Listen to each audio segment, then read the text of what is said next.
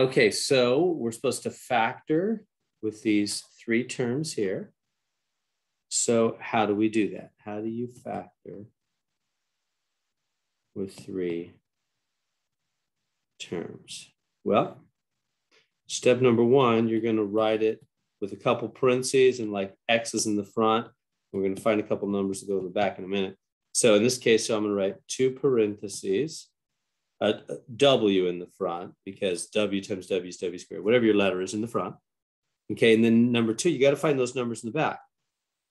How do you find those? Find the two numbers that do what? They have to multiply to equal the very back number. So you write multiply here, positive 8.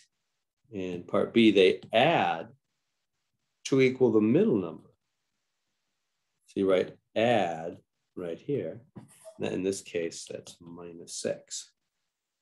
Okay, so we got this. Let's do that. So let's start with what two numbers multiply to equal positive 8.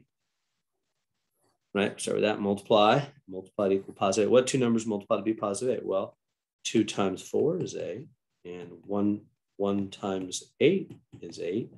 It's about all the options. Okay, which of those do I want? Well, they have to also, they don't just multiply to be 8, but they also have to add to be negative 6. How can they add to be negative 6? Which pair of numbers can add to be negative 6? It's going to be the 2 and the 4, huh? But in either order, you put the 4 and then the 2 or vice versa, doesn't matter. What signs do they need? Well, they've got to both be negative, don't they? Negative 2 times negative 4 does multiply to be positive 8, right? Two negatives multiply to be positive. That's true. But when you add them, minus 2 plus minus 4, they do make minus 6. Remember that?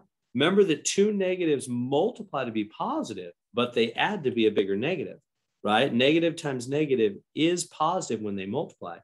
But when it comes to adding, you just think, a negative and a negative. Think about money, right? If you lose $2 plus you later lose $4, overall you lost $6.